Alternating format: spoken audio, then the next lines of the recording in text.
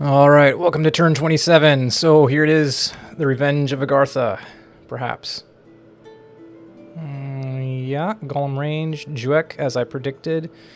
Cess Runner actually found a magic site. Well, I'm glad that he actually did that research then. Sulpicius the Scout died when retreating into enemy territory. Okay, well let's watch here. Bergamum.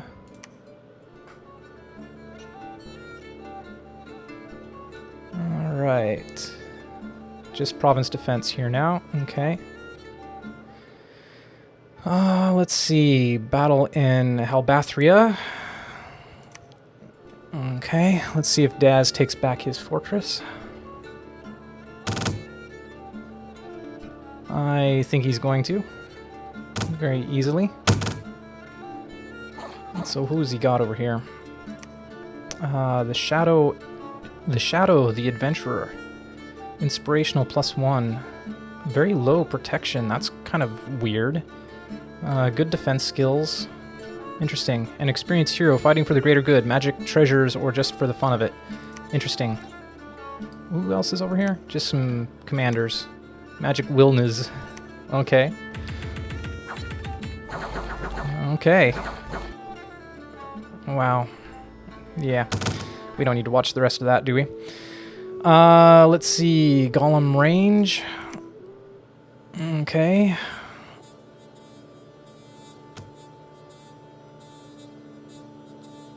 So he's probably sent these from Agartha. Okay. Wow. 23 points of damage. That was a lot. Go, go, archers! Alright. And Juek, as I predicted.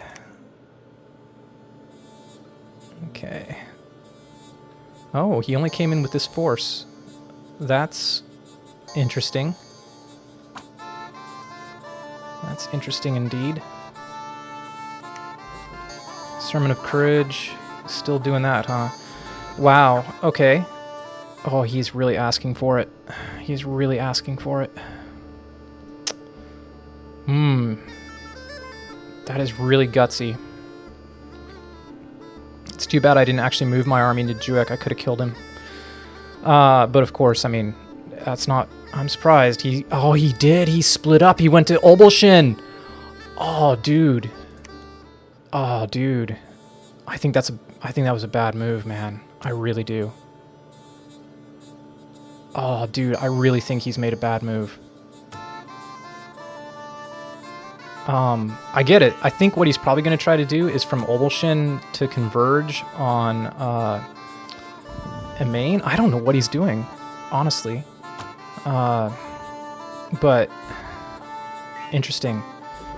Yeah, he's got Strength of Giants. That's not surprising, is it? Okay, and then here's his Fire Shield 8 armor piercing damage. That's annoying.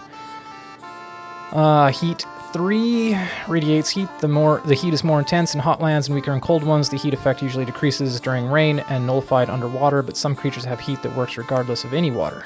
And then Flame Strike, armor piercing, length 3, and cannot be used for repelling. Okay, and firepower unit is more powerful. Yep, so that's what we're looking at there. Mindless, which means I think he's an inanimate object. So just watching him do his... And what's his leader like over here? Can I get a look at his leader, please? Okay, Earth 4, Death 2, no items. Okay. Dude, I'm telling ya, if he plays recklessly like that, I think he's gonna regret it. Okay, Agartha and Rick, yeah. Okay, Florian. Let's take a look at Asphodel. So he's taking this back from those independents, which means he's going to get a bunch of magic items, most likely. Let's go ahead and take a look at these hit values. So there's that knight over here. See, look at all this cool stuff he's going to get. It's really too bad I couldn't get it. Yeah.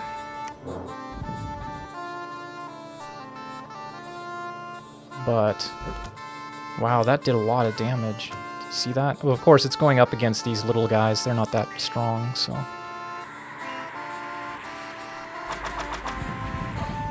Yeah, these heroes are extremely annoying.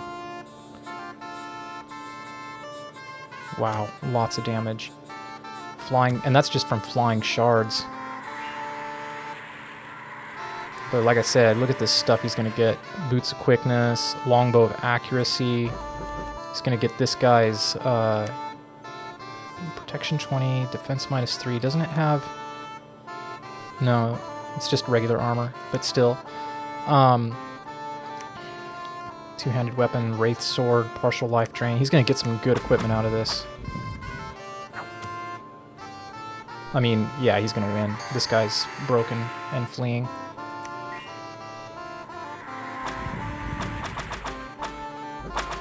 Yeah. Is this guy asleep now? Yeah, he's gonna die.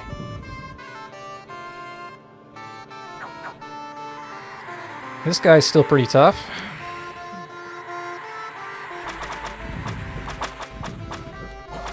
Yeah. Okay. Didn't lose very much, but he took a lot in there to kill it. Alright, and then he's attacking and bomb it. Okay. Oh, this is just province defense. Daz has got problems. But then so does Asphodel. While Asphodel is away, Shuniyama is going to come in and wreck a whole bunch of stuff. Alright, we just watched Olbulshin, or did... Yeah, we just watched Olbulshin a minute ago. 25 Magma Children, the Shard Guards, okay. And Sulpicius the Scout. Who was he? Anyway, unexpected event in Belagor, please be good. Thank you. I'll take that. Freak show, unrest, order plus... Hey, Belagor, isn't that, where was... Yeah, that was the place where I had all those unrest problems. Yeah. Alright, and unexpected event in the main. Air gems plus 10. I'll take it. Let's see. Construction of the fortress in Kern is completed. And patrolling troops have killed one filthy brigand. Alright. There we go. Now, one bad thing is that this is going to take away resources up here. Let's take a look on the map here. Dude, bad move, man. That is a bad move, I think. He can come up here if he wants. I don't mind. You know, he can come into this province as well. I could try to intercept him over there, which I'm tempted to do, because the thing is my units can just fly on in there, and then they can just move right back into Amain if he chooses to siege it. I think that's probably what I'm going to do, but I'm going to think about that off camera. And yeah, all I can say is this is me doing the happy dance. I can't tell you how pleased I am that he split his army up like that. That is, that's good. That's very good news for me. I highly doubt, actually, now that he's going to try to siege Emain with this army because, I mean, it's just not big enough. He probably ought to go for my water provinces. Yeah, he probably ought to head down here and try to take out this throne. So we may prepare with that in mind. Anyway. When I come back, I'll have my move plotted out. Oh, hey, look at this.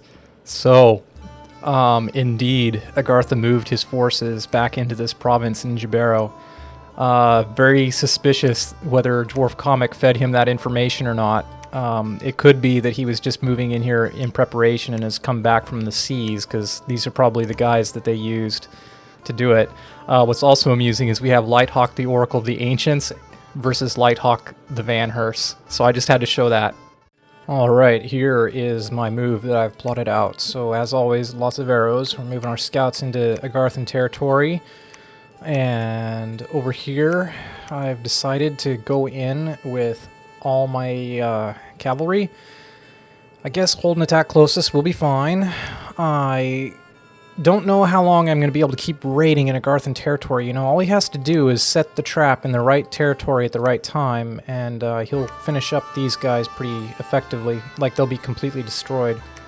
So, a little risky going in all all my guys into one province and that I'm putting all my eggs in one basket. But on the other hand, he's going to have to dedicate more than I think he has or is willing to dedicate to be able to keep me from taking the province.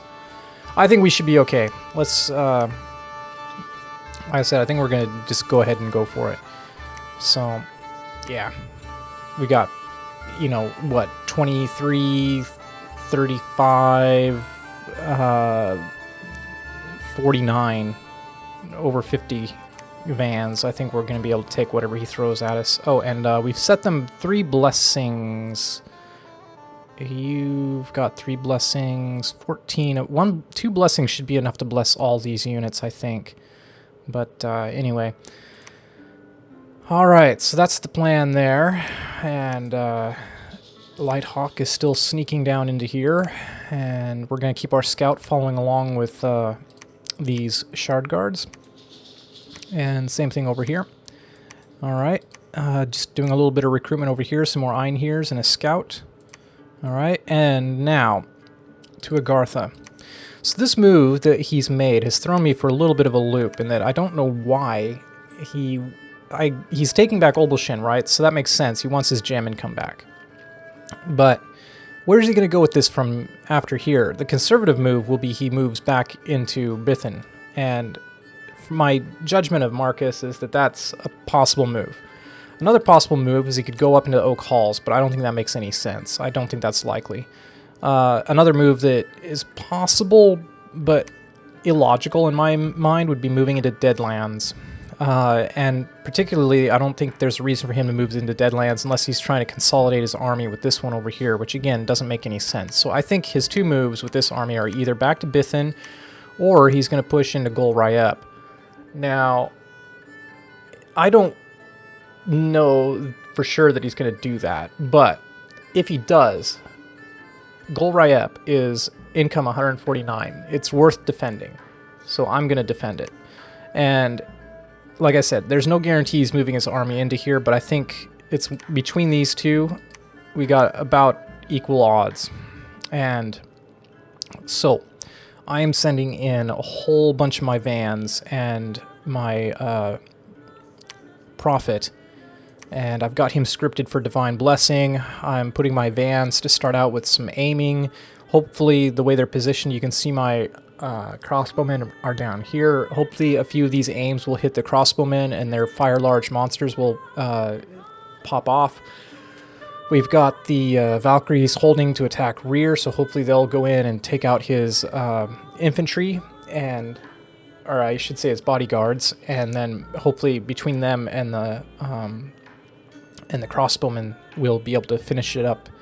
I hope that these guys are lined up far enough back that the province defense will get in the front and take the initial brunt of the Agarthan attack.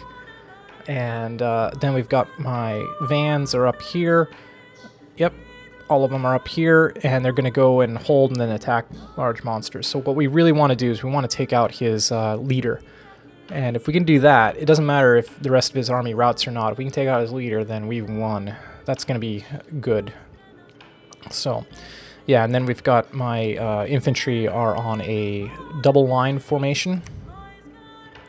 And they're just going to move forward slowly. So, that's the plan. And we've also given our guys, if you'll notice, lots of air gems. So these guys are all moving in. We've given them lots of air gems so that they can lightning bolt the heck out of those guys. Alright, and then Ernie here, I've given him the whip and the blood slave, and he's just going to hang out here for a while. Alright. Maybe next I'll build a priest or something, I don't know. And do some blood sacrifices, but I need to get a lab over here for that to really work. Okay, so that's the move there. That means I'm taking out, if you'll notice, so all of these Einheers and infantry and crossbowmen are coming out of this province, right? Well, this is who's moving into the province, but if we take a look at the province as it is right now, like, all of this army is moving out. Fafnir is keeping behind the regular bowmen, because the regular bowmen, I just don't think they're going to be any use in this battle. Same thing over here. Ernie is keeping these 4 bowmen, because I just don't see any use for them. In fact, they're probably better off dead.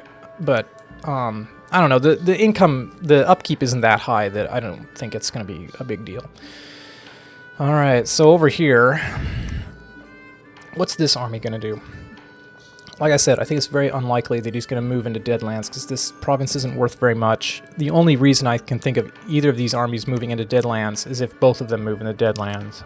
So, and I don't know why he would do that, except, I don't know, just for safety's sake, but stay offensive. Like I said, I have no idea.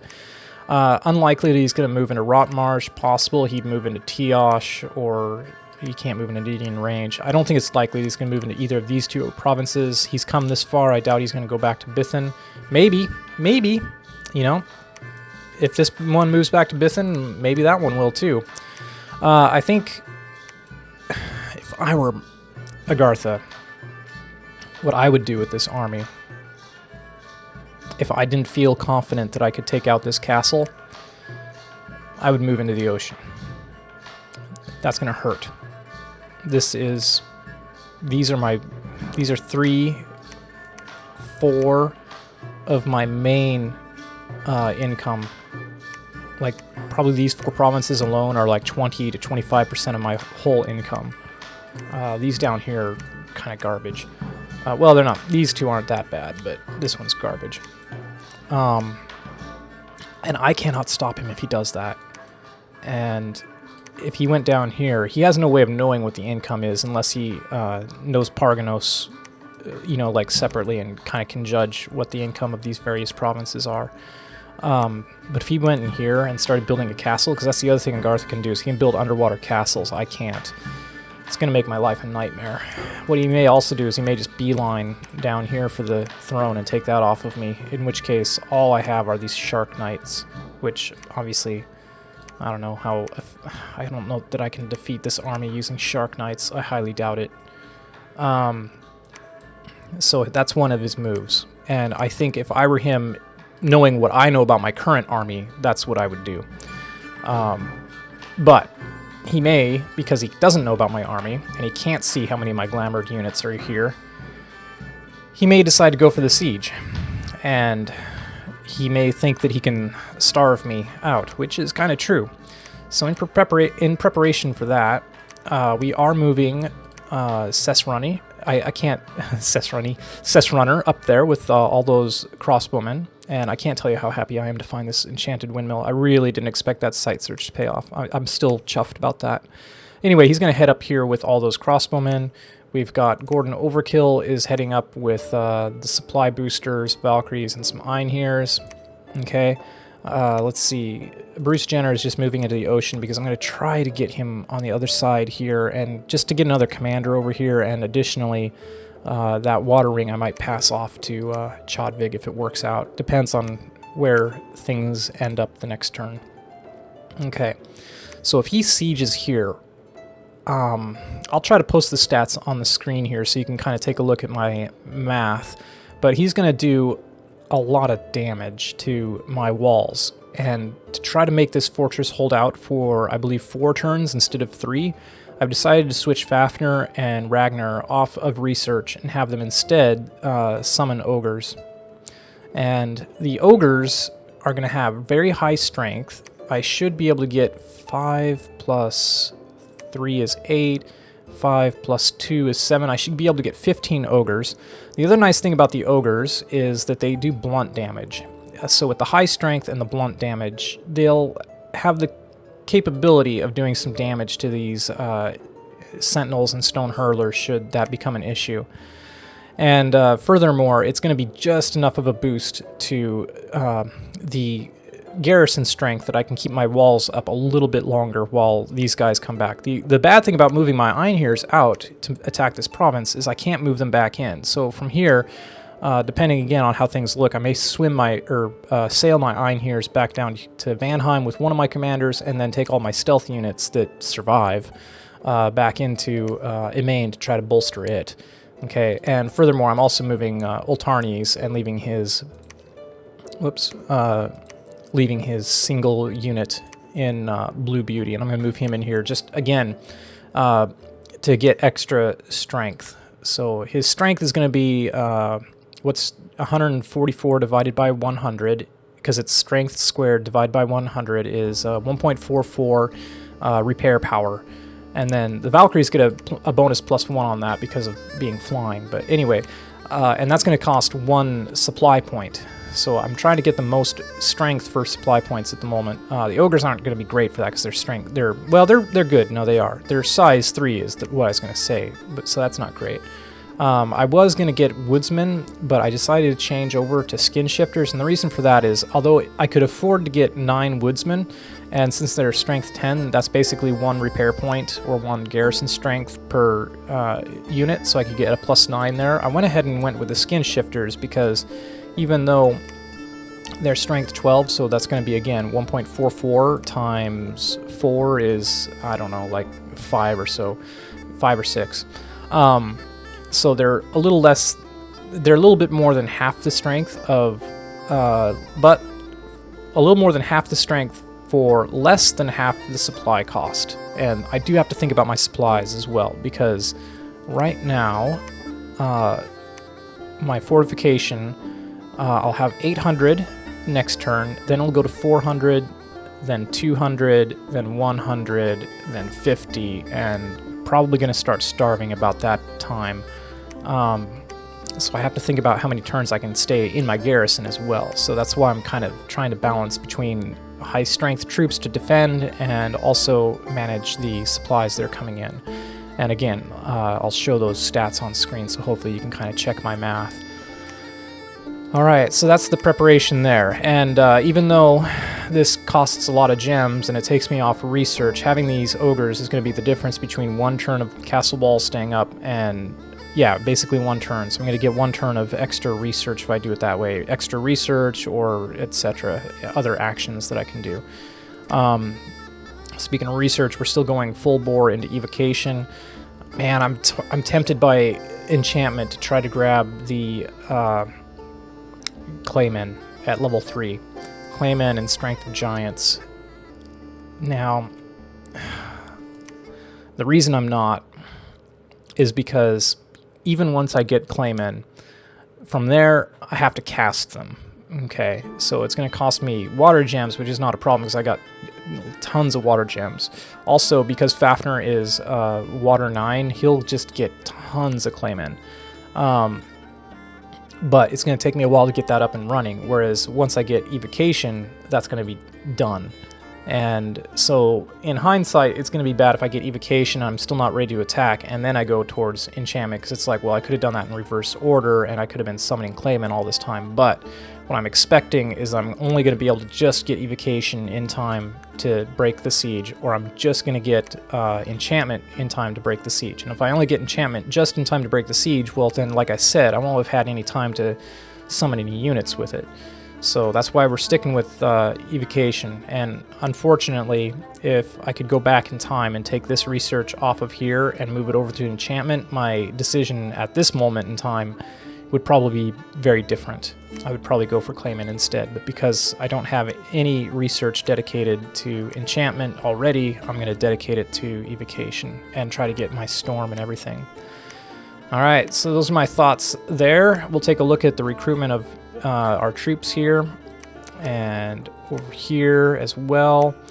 And we're still making the fortress, and yep, that's basically it. Let's see. Anything else I need to talk about here? Let's go through our scouts again, make sure everybody who should be doing something is doing something, or everybody who shouldn't be doing something should indeed not be doing anything. Why is his army down here? I don't know what he's doing. We're sticking here, but we're going to move this guy into Asphodel. It's interesting, Tortuga took this province. Alright, we're sticking around there. Are we going to stick around there? Maybe we should move down. I think we will. Nah, let's stay hiding, just in case. I want to see if Tortuga attacks this province next, or if he attacks Asphodel. Okay. We're sticking around over here. No. I said, look. No, we're sticking around over here. Here, and, you know, that's really not as important to keep intelligence on. But I guess we will. Okay. One thing I forgot to mention last episode was that... No.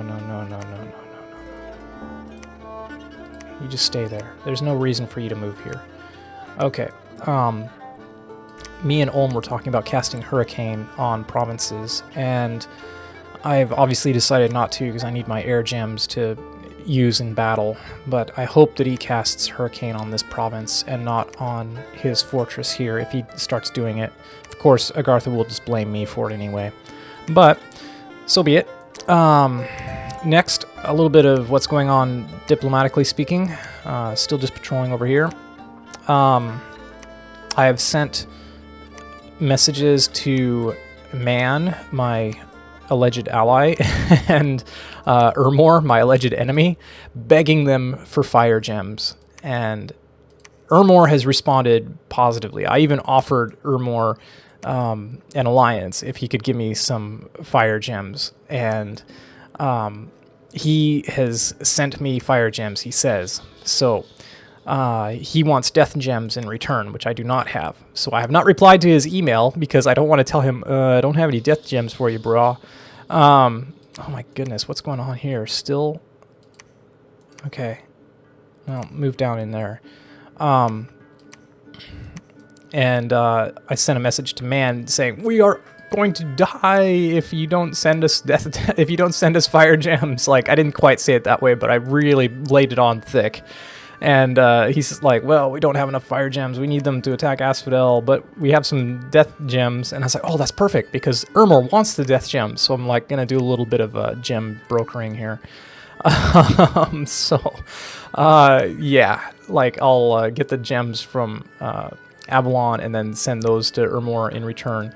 And I'll show the messages that I send here in just a sec. Anyway. Nothing else to do, I believe. So yeah, that's basically our turn. Yeah, you see our research already. It's evocation, and statistics-wise, Hall of Fame is still the same. Azaria's evil twin. Down here, we are forging an Alquill. Oh yeah, and then I did show that we're recruiting a Banjarl up here, and that's because obviously with the Air 2 he can cast lightning bolts instantly. And then of course down here, Valkyries, Einhirs, and we're finishing our Vanadrot. Alright, yep, that's going to do it, and I'll see you in a moment, and I'll show you the messages I sent to the other guys. Alright, so we've got some messages to send, and just a few more things just to make absolutely sure everything's clear. So we are building the gatehouse with Theok, which is going to increase my fortification strength from 250 to 450. Otherwise, we wouldn't last but maybe like 2 turns. We need that extra defense. And yeah, here we go. So let's send our messages and message to Man.